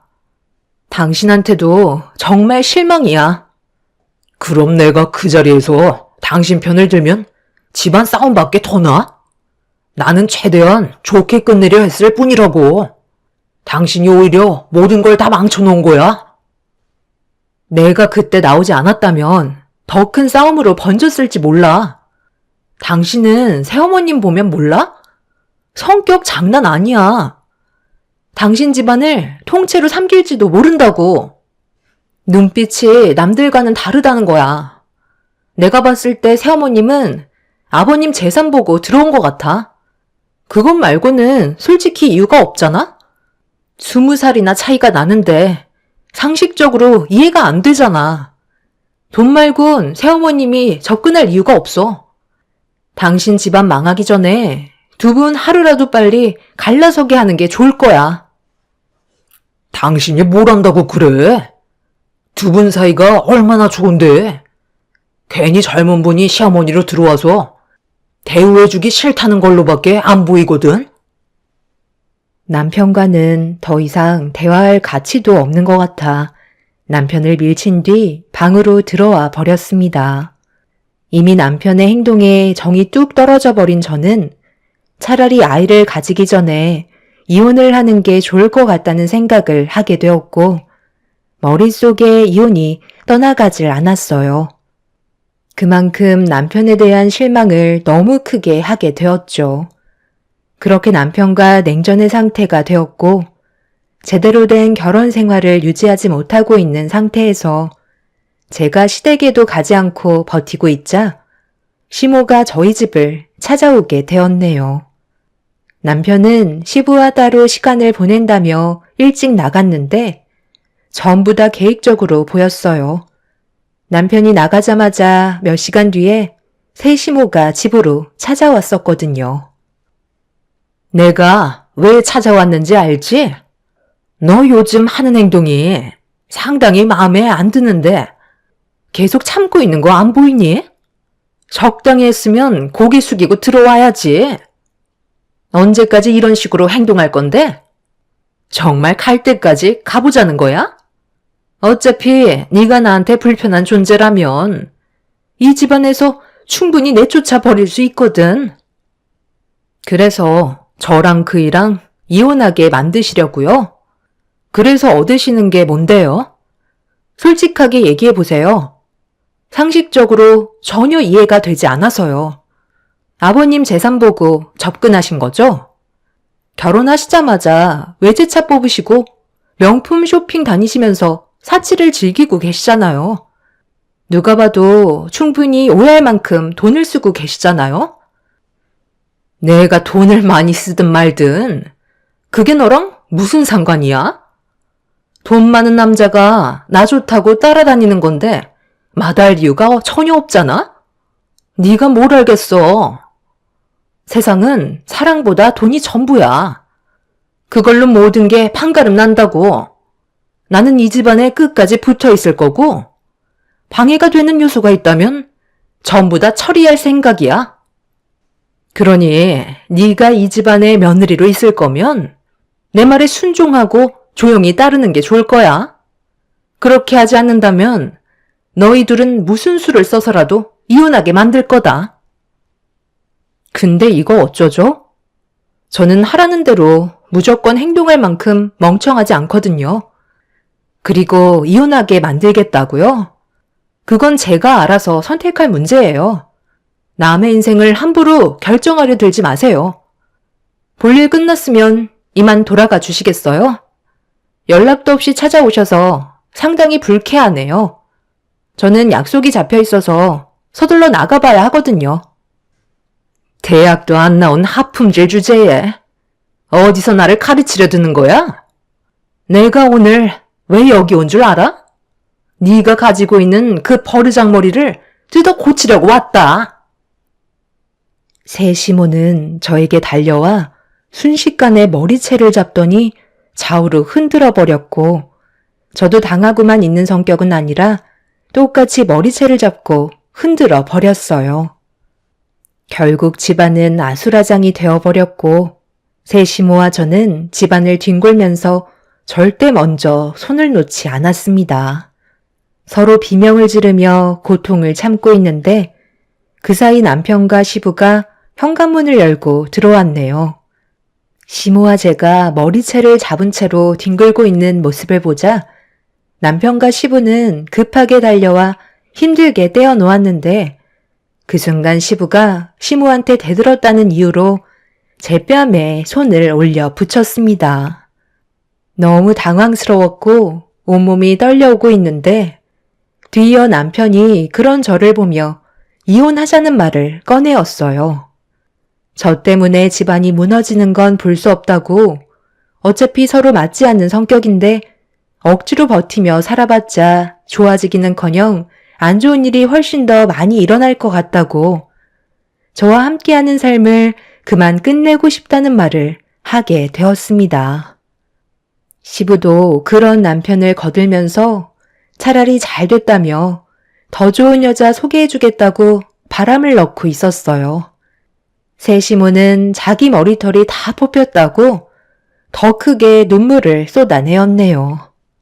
저도 이렇게 사는 건 아닌 것 같아 남편과의 이혼을 결정하게 되었고, 2번 다시 만나지 말자는 말을 끝으로 그렇게 시댁과의 인연을 끊어버리고 말았습니다. 그렇게 저와 남편이 갈라서는 순간을 뒤에서 지켜보던 시모의 사악한 웃음을 잊을 수 없을 정도로 엄청난 정신적인 고통에 시달리며 살아왔었지만, 시간이 약이라고 세월이 지나면서 제 아픔 또한 점점 사라지게 되었네요. 그렇게 살아오다 보니 어느새 저에게는 또 다른 사람이 제 곁으로 다가왔고, 새로 꾸린 가정에서 전과는 비교할 수 없을 만큼 행복한 삶을 살아가고 있었습니다. 전 남편과 이혼을 하고 7년의 세월은 저에게 많은 변화를 주었는데, 어느 날 지금의 시부모님께서 온 가족을 한 집으로 모이게 하셨어요. 저희 부부는 무슨 일인지 알지 못하는 상태에서 한자리에 모이게 되었는데, 대가족이었던 현 남편의 집안에 식구들이 하나둘 모여들기 시작하면서 시끌벅적한 분위기와 웃음이 끊이지 않고 있었는데, 큰 아주버님이 마지막으로 도착하셨는데 그 모습을 보자마자 저는 입을 다물지 못했고 경악을 하고 말았습니다. 7년 전에 난리를 치고 인연을 끊었던 시모가 큰 시숙의 배필 자리에 시집의 맏며느리감으로 인사를 오게 된 거였어요. 너무 놀라버린 상태라 저도 모르게 몸을 돌려 급하게 주방으로 들어가 쿵쾅거리는 심장을 진정시키기 위해 몇 번이나 심호흡을 했지만 쉽게 가라앉지 않았어요. 시모였던 그 사람이 왜 큰 아주버님의 곁에 있는 건지 이해할 수 없는 상태에서 몰래 고개를 내밀어 거실 쪽을 바라보니 이미 그 사람은 벌써 화기애애한 분위기를 이끌어가고 있었어요. 그런데 셋째 형님이 화장실에서 볼일을 보고 나오셨는지 주방에 몸을 숨기고 거실을 바라보고 있는 저를 보며 뭐 하는 거냐고 어깨를 툭 치길래 셋째 형님을 데리고 급하게 몸을 숨겨 뒷마당으로 빠져나왔어요. 당황한 셋째 형님은 저를 보며 무슨 일이 생겼냐고 걱정스러운 얼굴로 물어보시길래 큰 아주버님과 함께 인사 온 여자의 과거에 대해 모든 걸 털어놓게 되었고, 셋째 형님은 말도 안 된다며 경악을 했습니다. 셋째 형님은 둘째 형님한테 전화를 해선 잠시 뒷마당으로 불렀고, 제가 한 말에 대해 전부 다 설명해주며 절대 큰 아주버님과 결혼을 하게 해선 안 된다고 서로 진지하게 의논을 하게 되었어요. 그렇게 둘째 형님과 셋째 형님은 자리에 돌아가 앉았고, 저는 남편에게 전화를 걸어 뒷마당으로 급하게 불렀어요. 그런 다음 제가 겪었던 과거에 대해 대충 알고 있던 남편한테 큰 아주버님 옆자리에 앉아있는 사람이 바로 그 여자라며 이 결혼은 절대 성사되면 안 된다고 확실하게 못을 박았죠. 남편의 얼굴은 사색이 되었고 저는 차라리 모습을 나타내지 않는 게 좋을 것 같다며 나머진 남편이 알아서 하겠다고 자리로 돌아가게 되었습니다. 그렇게 멀리에서 분위기를 살피고 있는데 남편은 셋째와 둘째 아주버님을 따로 불러 무언가 알 수 없는 대화를 주고받았고 모두가 이 사실을 알게 된 상태에서 저는 거실의 분위기를 살피기 위해 몰래 주방으로 다시 들어와 귀를 기울이며 그 여자가 어떤 말을 하는지 묵묵히 듣고 있었습니다. 제가 봤을 때 큰 아주버님의 건강이 많이 안 좋은 걸 알고 접근한 것 같아 보였어요. 영애 씨랑은 골프장에서 만나게 됐는데 내가 도움을 많이 받았거든. 몸이 좋지 않다 보니 여러 가지로 챙겨주는 모습이 너무 고마웠고 그렇게 만남을 지속하다 보니까 나도 이제 다시 한 여자에게 정착하고 싶다는 생각이 들어서 결혼을 결심하게 됐어. 다들 알겠지만 내가 그동안 사별 후 여자를 만나지 않고 살아왔던 건 그렇게 필요성을 느끼지 못했었는데 확실히 나이가 있다 보니까 더 알겠더라고. 서로 도움을 주고받고 위로받는다는 게 얼마나 좋은 건지 알 수 있었어. 그래, 정말 다행이다. 우리가 세상 떠날 날이 얼마 남지도 않았는데 너가 다시 정착하는 걸 평생 못 볼 것 같아 얼마나 걱정했는지 아니? 말 나온 김에 최대한 빨리 서둘러서 혼인신고하고 살림 합치도록 해라. 그런데 막내 며느리는 어디 갔길래 한참 동안 안 보이는 거야? 전화 한번 해봐라. 무슨 일 생긴 거 아니지? 아, 배가 아픈지 화장실에 좀 다녀온다고 했어요. 금방 올 거니까 걱정하지 마세요. 그런데 하나 궁금한 게 있는데요. 서로 나이 차이가 너무 많이 나지 않나요? 10살 정도 차이면 요즘 시대에 많은 것도 아니잖아요. 저는 그런 거 전혀 신경 쓰지 않아요. 서로 좋기만 하면 되는 건데 나이 차이는 숫자에 불과하죠. 그럼 이번이 초혼이세요? 아니면 재혼이세요? 지금까지 혼자 사셨던 건 아닌 것 같은데. 재혼 맞으시죠? 그럼 혹시 자녀는 있으신가요? 재혼은 맞는데요. 일찍 헤어졌어요. 성격 차이가 너무 심해서 어쩔 수 없이 이혼을 선택하긴 했지만 지금 그게 중요한 건 아니잖아요. 자녀는 없으니까 걱정하지 마세요. 서로 초면인데 생각보다 너무 날카로운 질문들을 하셔서 제가 좀 당황스럽긴 하네요. 어머님, 연세가 8순이신데 너무 정정해 보이세요. 어머님, 저 부르셨다면서요? 배가 아파서 잠깐 화장실에 좀 다녀왔어요. 일단 과일이라도 좀 내올까요? 어머, 안녕하세요. 처음 뵙겠습니다. 그 여자는 저를 보며 밝게 인사를 건네더니 제 얼굴을 보자마자 사색이 된 표정으로 갑자기 딸꾹질을 하기 시작했어요. 전 시모는 제 눈을 피하면서 잠깐 화장실에 좀 다녀오겠다며 급하게 자리에서 일어나길래 저는 시부모님께 과일 좀 내오겠다고 주방으로 들어가는 척 하면서 그 여자를 뒤따라가 붙잡았습니다. 그리곤 뒷마당으로 데리고 가서 뭐 하는 짓이냐며 화를 내기 시작했네요. 그녀는 저를 보곤 위아래로 훑어보더니 사악한 얼굴로 변해선 저를 보며 본색을 드러냈습니다.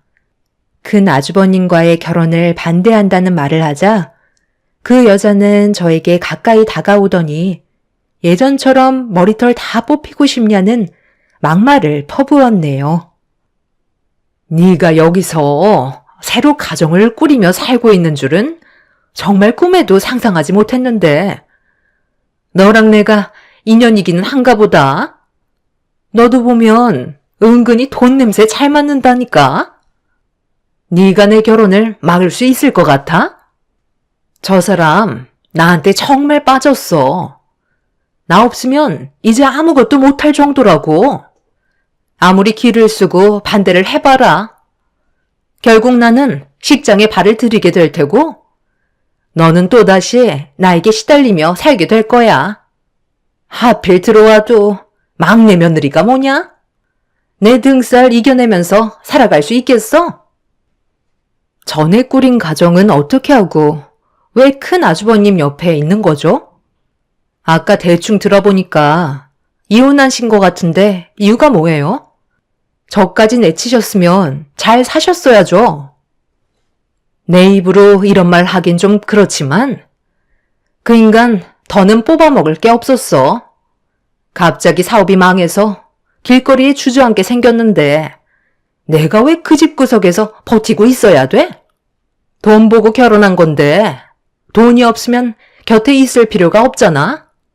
그렇게 이혼을 하고 돈 많은 사람들 중에 건강도 약해서 힘없는 그런 사람 물색하다 보니까 골프장에서 내 눈에 딱 띈 사람이 있었지. 그게 바로 저 사람이야. 돈은 많은데 건강이 안 좋아서 누군가에게 의지는 해야 될 것 같고 내가 그 자리에 앉아서 비 맞춰주고 내가 원하는 걸 다 이룰 수 있는데 이것보다 좋은 건 없잖아? 그래서 저 사람을 선택한 거야.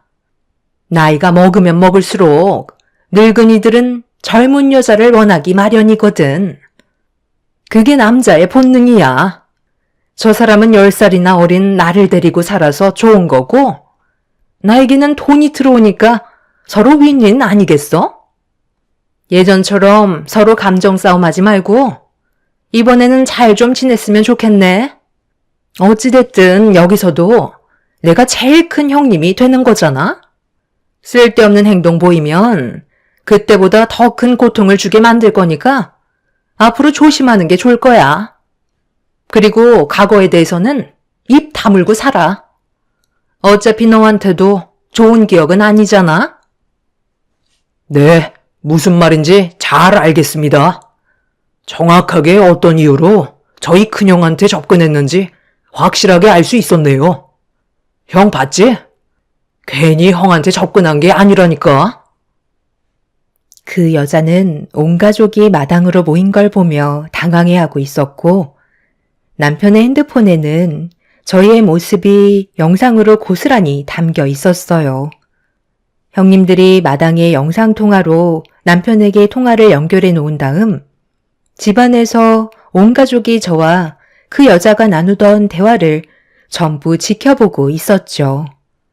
큰 시숙은 얼굴이 붉어져선 그 여자에게 많이 실망했는지 화를 삭히지 못하고 있었어요. 전부 다 계획적인 접근이었다는 걸 알게 되면서부터 집안은 난리가 나고 말았죠. 그때는 저에게 힘이 없었지만 지금은 모두가 전부 제 편이었고 온전한 가정을 깨고 싶지 않았던 아주버님과 형님들은 그 여자를 집 밖으로 내쫓아 버렸습니다. 8순이 넘으신 시모는 상당한 충격을 받으셨는지 자리로 돌아가 앉으셨고 그 여자는 큰 시숙의 옷깃을 잡으면서 오해라고 애원을 했지만 이미 모든 상황은 끝이 난 상태였어요. 자기가 계획했던 거와 다른 전개로 흘러가게 되자 결국 본성을 드러낸 그 여자는 저에게 달려와 인생에 도움이 안 된다면서 또다시 제 머리채를 잡아 버렸네요. 저는 아무런 저항도 하지 않았고 남편에게 경찰한테 전화를 해달라며 소송 걸어 처리하겠다고 하자 그 여자는 제 머리채를 잡고 있던 손을 급하게 놓더니 도망치기 시작하더라고요. 하지만 남편이 달려가 그 여자를 붙잡았고 뒤이어 경찰이 와서 조사를 받게 되자 충격적이게도 그 여자는 전과가 있는 사람이었습니다. 한마디로 꽃뱀이었던 거죠. 남의 돈만 뜯어먹고 잠적한다든지 사기를 치며 돌아다니다가 결국 또다시 잡히게 되었던 거네요. 저는 그 여자를 절대 용서하지 않았고 소송을 진행한 상태입니다. 사기 전과에 폭행 전과까지 더해졌으니 이번에도 감옥에서 몇 년 썩고 나오게 생겼네요. 조사 결과 큰 아주버님 말고도 꽤 많은 남자들이 그 여자에게 돈을 뜯긴 상태인 것 같아요. 추가적으로 형량이 늘어날 것 같습니다. 2번 다시 그 여자와 마주치는 일이 없었으면 좋겠어요. 아마 지금도 자신이 뭘 잘못했는지 뉘우치지 못하고 있을 것 같네요. 세상의 암적인 존재가 사라졌으니 저희 가정에 앞으로 꽃길만 펼쳐졌으면 좋겠습니다. 제 사연 들어주신 분들, 사람 함부로 믿지 마시고 항상 조심하시길 바랄게요. 감사합니다. 안녕하세요. 저는 30대 초반 여자입니다. 최근에 시숙 결혼식이 있었고 문제없이 진행이 되고 있었는데 예상치 못한 전개가 갑자기 펼쳐져서 사연을 신청하게 되었습니다. 대기업에서 근무를 하던 시숙이 어느 날 결혼 발표 소식을 알렸어요. 너무 준비 없이 들어와서 가족들 모두가 상당히 당황스러워했던 순간이었죠. 아무래도 나이가 30대 후반이라 시부모님은 정말 잘된 일이라면서 긍정적으로 생각하셨습니다.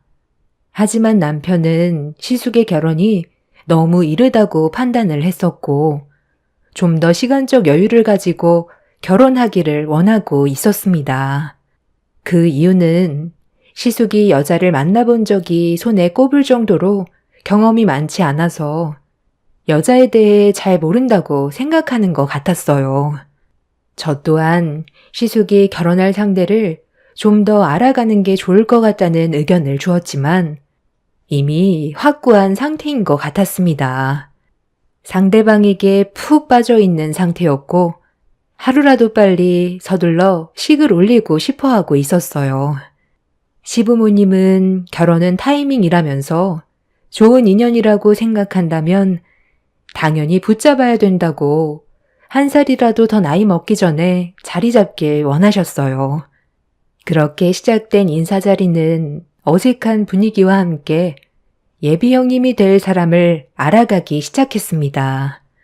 이미 아주버님한테 어떤 사람인지 어느 정도 들었던 터라 크게 궁금한 건 없었는데 대학 교수라서 그런지 상당히 밝은 톤을 가지고 있었고 언변이 뛰어나서 시부모님께 좋은 인상을 남겨주고 있었습니다. 하지만 남편의 표정은 상당히 심각한 상태였고 대화의 분위기를 남편이 망치고 있다고 속으로 생각하고 있었는지 아주버님이 남편을 따로 밖으로 불렀지만 시부모님은 크게 신경 쓰지 않는 듯 보였어요. 예비 형님도 문제될 건 없다고 느끼고 있었는지 즐겁게 대화를 풀어나갔고 시부모님은 이미 대학 교수인 예비 형님에게 푹 빠져 있었습니다. 제가 처음 남편과 결혼을 하기 위해 시댁에 인사드리러 갔을 때는 시부모님이 결혼에 대해 긍정적인 모습을 보여주지 않으셨는데 예비 형님한테는 상당히 밝은 모습으로 대해주시는 모습에 좀 서운하긴 했었어요. 그렇다고 시부모님과의 관계가 안 좋은 건 아니라서 충분히 좋게 넘어갈 수 있는 상황이었는데 잠깐 자리를 비웠던 남편과 아주버님의 안 좋은 목소리가 거실에까지 들려오고 있었고 남편이 강하게 반대하는 목소리에 예비 형님의 표정에 결국 변화가 생기기 시작했어요. 시모는 저에게 가서 상황 좀 정리하고 오라며 부탁하셨고 서둘러 자리에서 일어나 방문을 노크한 뒤 방 안으로 들어갔는데 분위기가 너무 안 좋았었습니다. 아버지 어머니도 결혼을 긍정적으로 받아주고 있는데 네가 내 결혼을 왜 반대하는 건데? 아까부터 계속 보자 하니까 표정 관리 못하고 엄청 싫은 티 내고 있잖아. 너는 형이 평생 결혼 안 하고 살았으면 좋겠냐? 정말 괜찮은 사람이야. 마음 맞는 사람 찾기가 쉽지 않다는 거 너도 잘 알잖아.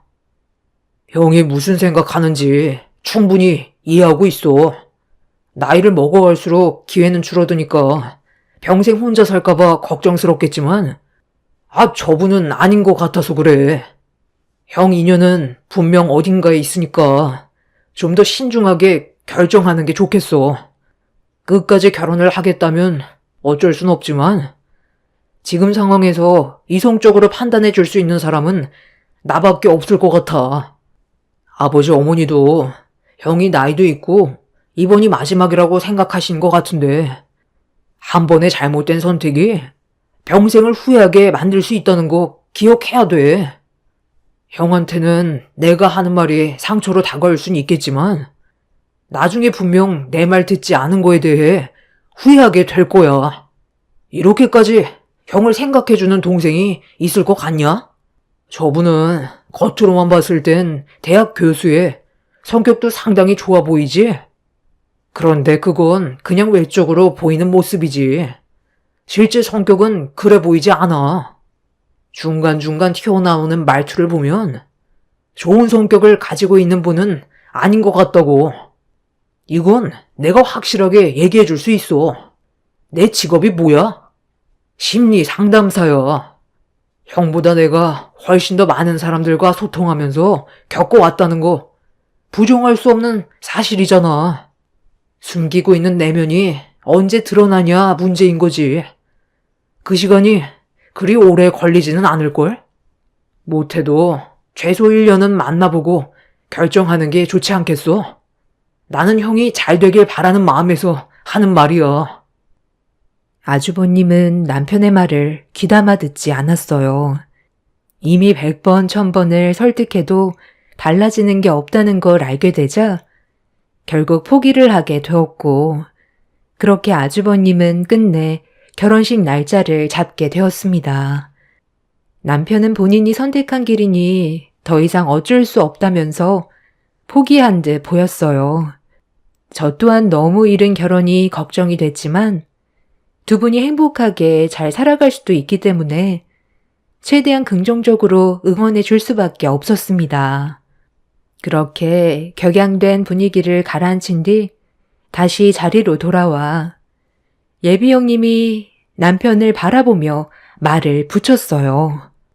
아주버님과의 결혼을 반대해서 그런 건지 약간 기분이 상한 목소리로 대화를 주도하기 시작했어요. 사람마다 보는 눈이 다르니 제가 마음에 안 들 수도 있겠죠. 그래도 오늘 좋은 기분으로 인사드리러 온 자리인데 다 들리게끔 반대하니까 기분이 썩 좋지는 않네요. 준일 씨한테 어느 정도 듣긴 했었는데 심리 상담사로 일을 한다면서요?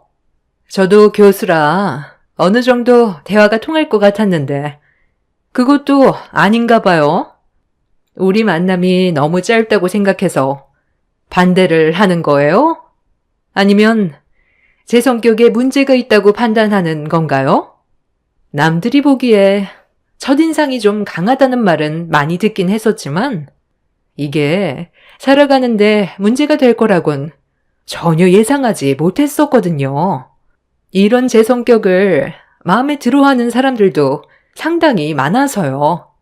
결혼을 반대하는 이유가 고작 준일 씨와 만난 지 얼마 되지도 않았고 오늘 처음 봤는데 성격도 마음에 들지 않는다고 목소리 높여 반대하는 건 저도 기분이 별로 좋지는 않네요. 심리 상담사라고 모든 사람을 다 꿰뚫는 건 아니잖아요? 겉모습 보고 판단하는 건 프로 정신에서 벗어난 주관적인 편견으로 인한 일방적 견해 아닌가요? 아, 그래. 사람마다 성격이 다른 건데 그게 문제될 건 없다고 생각한다. 둘이 좋아서 결혼하겠다는데 뭐가 그리 걱정이니? 준성이 너는 나중에 따로 나랑 얘기 좀 하자. 남편은 예비 형님의 거침없는 말에 먼저 자리에서 일어나 방으로 들어와 버렸습니다. 아주버님과 시모는 남편이 예민한 거라고 얘기했지만 제가 봐도 예비 형님 성격이 그닥 좋아 보이지는 않았습니다. 시부는 이런 상황을 아무 말 없이 묵묵히 지켜보고만 계셨어요. 그런데 예비 형님이 잠시 화장실 좀 다녀오겠다며 자리에서 일어나 저에게 눈치를 주길래 무슨 할 말이 있는 것 같아 예비 형님의 뒤를 따랐고 화장실 앞에서 저를 보며 굳어진 얼굴로 말을 이어나갔어요. 앞으로 내 및 동서가 될 사람인데 우리 관계 잘 유지해야 되지 않겠어요? 앞으로 평생 얼굴 보게 될 사이잖아요. 결혼 생각은 확고하기 때문에 번복할 일은 없을 것 같아서요. 저도 준일 씨를 진심으로 사랑하고 있거든요. 앞으로 얼굴 자주 봐야 하는데 지금부터 말 편하게 해도 되죠? 나도 적은 나이도 아니고 평균적인 홍기는 지났기 때문에 마음 맞는 사람과 함께하고 싶었고 준일 씨가 내 마음에 들어왔는데 준일 씨 동생이 나를 너무 안 좋게 보니까 지금 상당히 불편하네. 예비 동서가 잘 좀 풀어줬으면 좋겠는데 교수인 내가 잘 보이려고 노력하는 것도 좀 그렇잖아. 예비동서가 나에 대해 좋은 말 좀 많이 해줘봐. 보는 거와 다르게 사람 괜찮은 것 같다는 한마디 하면 되는 거잖아? 도대체 내가 어디가 어때서 안 된다고 저 난리를 치는지 모르겠네. 예비동서도 내가 그렇게 마음에 안 들어? 그런 것보단 그이는 아주버님이 연애 경험도 많지 않고 신중했으면 해서 의견을 낸 것 같아요. 사람은 겪어봐야 안다곤 하지만 직업이 사람 성격을 파악하는 심리 상담사라 아무래도 첫인상을 상당히 중요시하게 생각하거든요. 그리고 그 첫인상에서 나오는 행동들과 얼굴 표정들 같은 거에 성격을 파악하는데 거의 대부분 맞아 떨어진다고 하더라고요. 그런 쪽으로 더 많이 연구하고 공부를 해서 더 예민한 것 같아요. 첫 만남에 감정 상하셨을 수도 있겠지만 나쁜 의도는 아니었으니 좋게 생각해 주세요. 다른 형제랑 다르게 유달리 각별하거든요. 그렇다고 예비 형님 성격이 나쁘다는 게 아니라 집안과 맞지 않는다고 판단한 문제라 관계 회복을 하기 위해선 좀 더 시간이 필요할 것 같아요. 나이가 많은 것도 아니면서 얼마나 많은 사람들을 만나봤다고 나를 함부로 판단해? 예비동서도 내가 교만해 보이고 성격이 안 좋다고 느끼는 거야? 아니요. 그런 건 아니지만 지금 예비 형님이 말하는 걸 보면 생각하는 대로 거침없이 말하는 경향은 있는 것 같아요. 그래도 그이는 아주버님만 따로 불러 방에서 대화한 건데 예비 형님은 시부모님 앞에 계시는데 그이한테 공격적인 말투로 싸붙였잖아요. 제가 봤을 때 그건 싸우자는 걸로밖엔 안 보였거든요. 일단 그 상황은 최대한 조용히 넘어가는 게 좋았을 것 같기도 하고요. 내기에 들렸으니까 솔직하게 얘기한 거 아니겠어?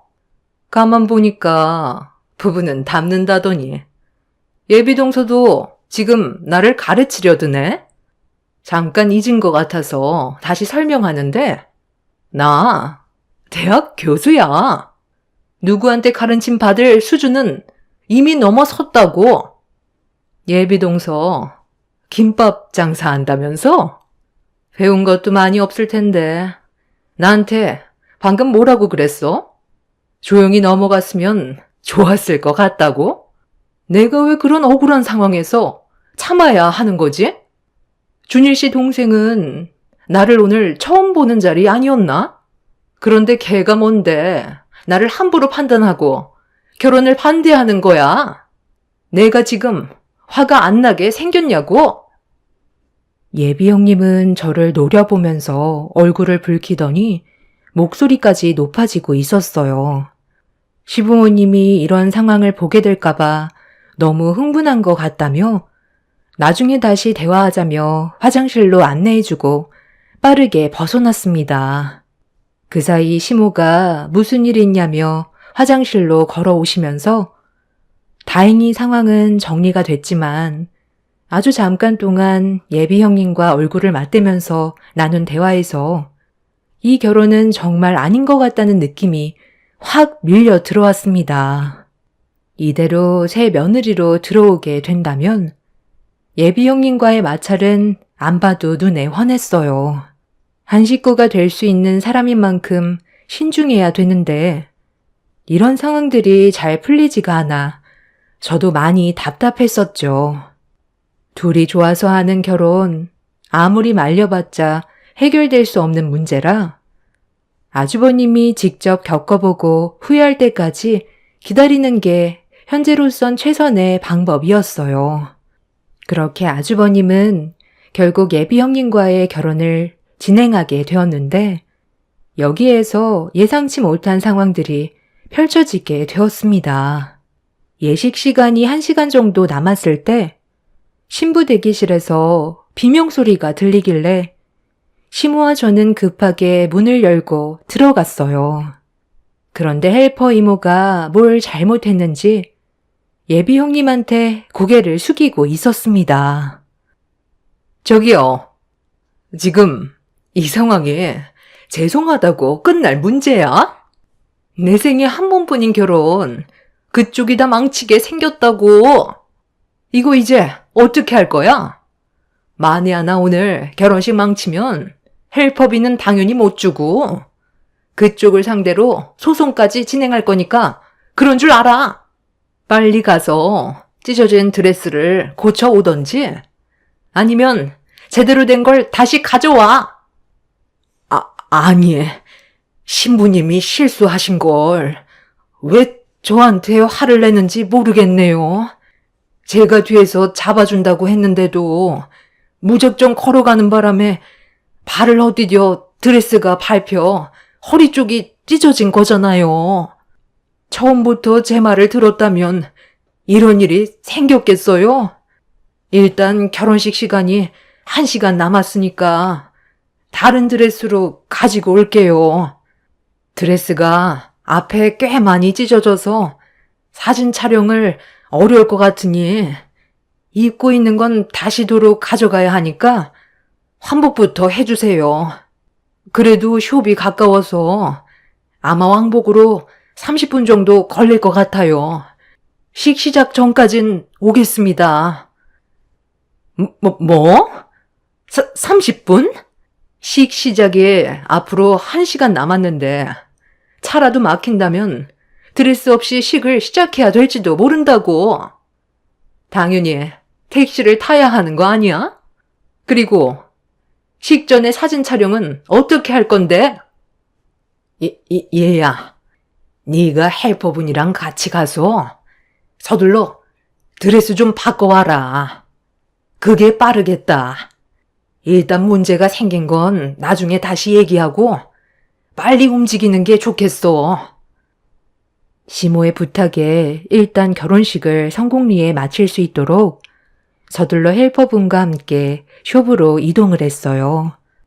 가는 동안 헬퍼 이모는 화가 많이 났는지 저에게 한풀이를 하는데 그동안 많은 신분들과 함께 했었지만 성격이 저렇게 고약한 신부는 처음 본다며 신랑이 보는 눈이 없다며 한숨을 쉬고 계셨어요. 저희 엄마뻘 정도 돼 보이시는 분이셨는데 예비 형님이 신부 대기실에서 헬퍼 이모에게 막말을 퍼부었던 건 좀 심각하게 생각해 봐야 할 문제 같았어요.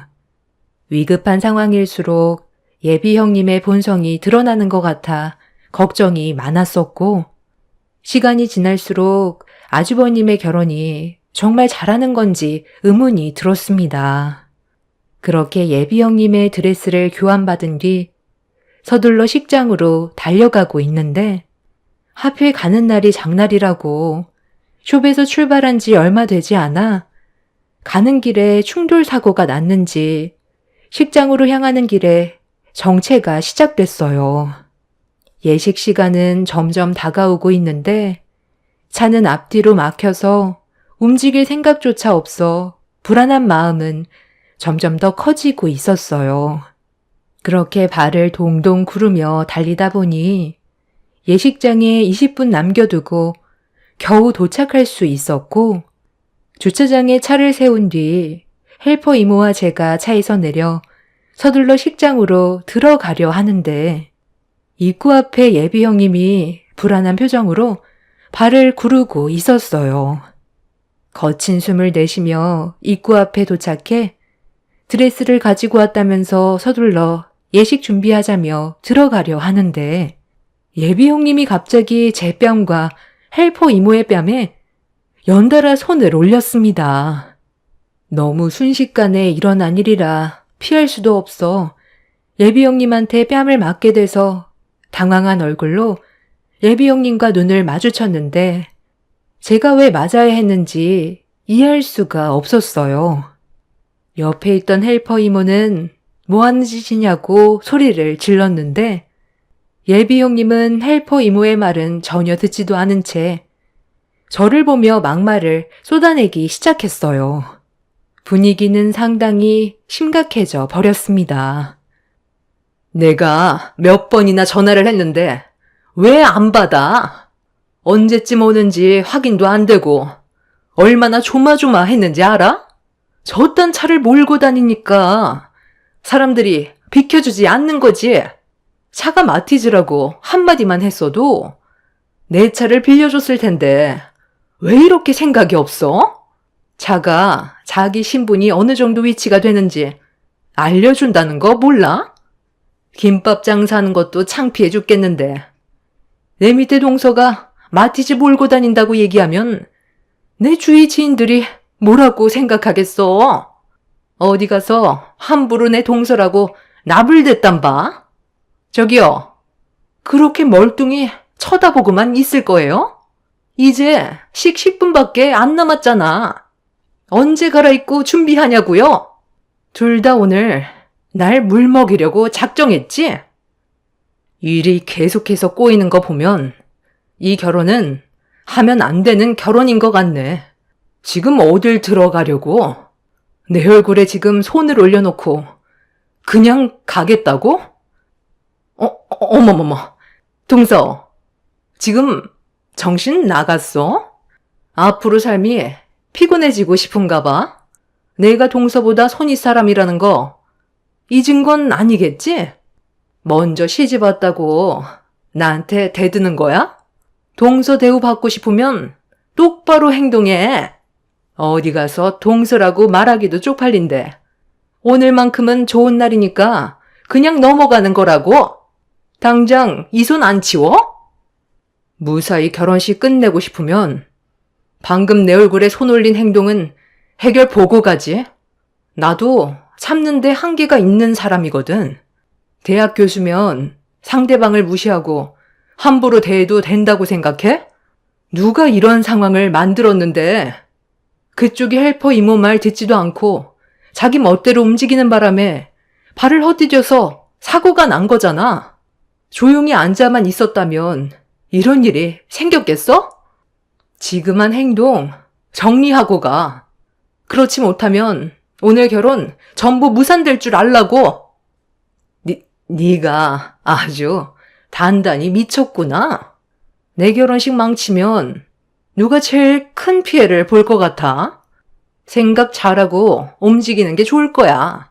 당장 이 손 놓으라고. 본인 잘못으로 찢어진 드레스 해결 보기 위해 힘들게 교환해서 가져왔는데 결혼식도 올리기 전에 제 뺨을 올린 예비 형님을 용서할 수가 없었어요. 그래서 저도 똑같이 뺨을 내리쳤습니다. 남편의 말대로 이 결혼은 집안을 무너뜨리게 만들 정도로 엄청나게 큰일이라는 걸 그때 확 깨닫게 되었죠. 예비 형님은 제가 정신이 나갔다고 대학 교수를 우습게 한다며 다시 한번 손을 올리려는데 갑자기 시부가 나타나 큰 소리로 그만 멈추라고 소리를 질렀습니다. 지금 뭐 하는 짓들이야? 당장 그 손 내리지 못해? 어디서 우리 며느리 얼굴에 손을 대려고 그래? 식전에 걱정이 돼서 내려와 보니 이런 식으로 행동하고 있어? 아버님, 제가 얼마나 기분이 안 좋았으면 이렇게까지 나왔겠어요. 이 상황 다 보셨으면 제 마음도 알겠네요. 저 정말 참을 만큼 참았다고요. 그래서 우리 며느리 얼굴에 손을 올리겠다는 거냐? 네가 지금 분위기 파악을 못하고 있는 것 같은데 오늘 결혼식은 없던 일로 해야 될 것 같다. 며느리 너는 지금 당장 경찰서에 신고부터 넣어라. 입구 앞 CCTV에 전부 찍혔으니까 절대 선처로 마무리 짓지 말고 법대로 처리하거라. 아버님, 정말 이럴 거예요? 이제 예식 곧 시작한다고요. 일단 식부터 진행하고 나서 나중에 다시 얘기하는 게 좋지 않겠어요? 정말 파혼하란 말씀인 거예요? 너같이 버릇없고 타인을 함부로 생각하는 그런 사람을 내 큰아들 배필로 받아줄 마음 조금도 없다. 아무리 홍기가 지나 결혼이 급하다 해도 우리 집안이 무너지는 걸 지켜볼 수는 없지. 어차피 드레스도 안 입었는데 잘 됐네. 이 자리에서 파혼하고 다시는 우리 집안에 얼씬거리지도 마라. 시부는 예비 형님이 제 얼굴에 손을 올린 걸 전부 지켜보고 있었는지 분노하셨고 아주버님과의 결혼은 없었던 일로 하자고 파혼을 선언하셨습니다. 예비 형님은 무조건 결혼을 진행할 거라고 상황을 정리해 나가려 했지만 이미 돌이킬 수 없을 정도로 문제가 심각하게 흘러갔어요. 식이 시작이 됐는데도 신부가 나타나지 않자 시댁 식구들도 밖으로 나왔어요. 헬퍼 이모는 그 자리에서 경찰서에 신고를 한 뒤 좀 전에 어떤 일들이 있었는지 전부 다 설명을 하자 그 말을 전부 듣게 된 아주버님은 사색이 된 얼굴로 예비 형님을 바라보고 있었어요. 남편과 시모는 얼굴을 붉혔고 예비 형님은 그제야 심각성을 파악했는지 그 자리를 피하려고 저를 강하게 밀친 뒤 주차장으로 도망쳤어요. 그런데 예비 형님이 도망치는 줄 알았는데 그게 아닌 자기 화를 이기지 못한 채 분노를 표출할 곳을 찾고 있었던 거였어요. 주차되어 있던 제 차를 그대로 들이받으면서 예식장이 떠나갈 정도로 왜 자기한테만 뭐라고 하냐고 결혼 한번 하려는데 별것도 아닌 것들이 방해를 한다면서 쉬지 않고 김밥 장사할 때 배달용으로 사용하는 제 차를 계속해서 들이받았어요. 이성을 잃은 예비 형님의 모습에 식장을 찾은 많은 사람들이 경악을 했고 그 모습을 지켜보던 시부가 차에서 골프채를 꺼내 들더니 예비 형님한테 달려가 타고 있던 벤츠를 부수기 시작했어요.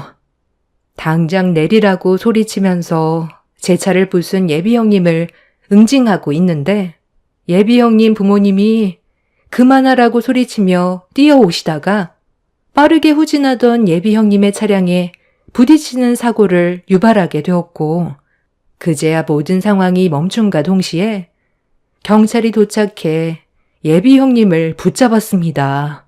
차량에 부딪힌 두 분은 구급차에 실려가 응급실로 향하게 되었고 시부는 이 문제에 대해 법적 처벌을 준비했어요. 결혼식에서 일어난 피해 보상에 대한 위자료 청구 소송과 함께 저에게 손을 올린 행동들에 대해서도 소송을 제기했고 그 사람은 결국 법정에까지 올라가게 되었습니다. 결혼식장에서도 이 문제로 피해본 부분들에 대해 소송이 들어가게 되면서 꽤 복잡하게 일이 진행이 되었지만 전적으로 그 사람이 잘못을 했기 때문에 CCTV와 헬퍼분의 증언으로 모든 걸 시인하게 되면서 기물파손 합의금과 피해 보상에 대해 검토 중에 있습니다. 남편의 말대로 예비 형님이었던 그 사람이 만약 정식으로 식구가 됐다면 시댁 집안은 순식간에 무너졌을 것 같습니다. 요즘 시대에 워낙 다혈질인 사람들이 많고 범죄도 많이 일어난다 하지만 이런 일들을 눈앞에서 경험하게 되니 너무 큰 충격으로 다가왔었습니다. 요즘 정신과 치료도 받고 있을 만큼 상당히 힘든 시간들을 보내고 있긴 하지만 그래도 그 사람이 형님으로 들어오지 않은 것만도 감사하게 생각합니다. 이번 일을 통해 아주버님은 남편의 말을 전적으로 믿게 되었어요. 시모 또한 급하게 생각하는 것보단 뭐든 신중하게 결정을 내려야 할 것 같다면서 저희 부부가 받았을 상처들에 대해 미안해하고 계십니다. 저 또한 이번 일을 통해 앞으로 살면서 사람을 사귀는 데 있어 좀 더 신중해질 것 같습니다. 한번 만들어지게 된 인연은 쉽게 끊어내기가 어렵잖아요. 예비 형님이었던 그 사람 역시 잘못을 시인하긴 했지만 남편이 처음부터 결혼을 반대했었던 부분에 대해 상당히 안 좋은 감정을 가지고 있던 듯 보였어요. 나중에 분명 후회할 날이 올 거라며 조만간 다시 얼굴 볼 수 있는 기회가 있을 거라는 말을 했는데 그게 무슨 뜻인지 모르겠어요. 저 또한 대학 교수직 사임하고 싶으면 알아서 하라고 받아쳤지만 기분이 상당히 안 좋더라고요. 자신이 저지른 행동들 때문에 법적으로 가중처벌을 받게 될 거라는 것도 알면서 원한을 품고 또 다른 상황을 만들려는 건지 정말 생각이 없는 것 같습니다. 무슨 생각으로 그런 말을 했을까요? 저희 남편한테 그리고 저한테 이 문제로 또 다른 범행을 저지를 거라는 경고일까요? 저 또한 끝까지 당하지 않고 당차게 대응하려고요. 그런 다혈질 성격으로 학생들을 가르치는 위치에 있다는 건 말이 안 되는 것 같습니다. 교수직을 내려놓게 해서라도 그 책임 끝까지 물게 할 겁니다. 하루빨리 모든 상황들이 정리가 되고 예전처럼 평화로웠던 삶으로 돌아가고 싶습니다. 제 사연 들어주신 여러분들께서도 인간관계는 무조건 신중하게 결정하시길 바랄게요. 그래야 나중에 피해를 받지 않게 됩니다. 오늘 하루도 무사히 사고 없이 마무리 잘 하시길 바랍니다. 감사합니다.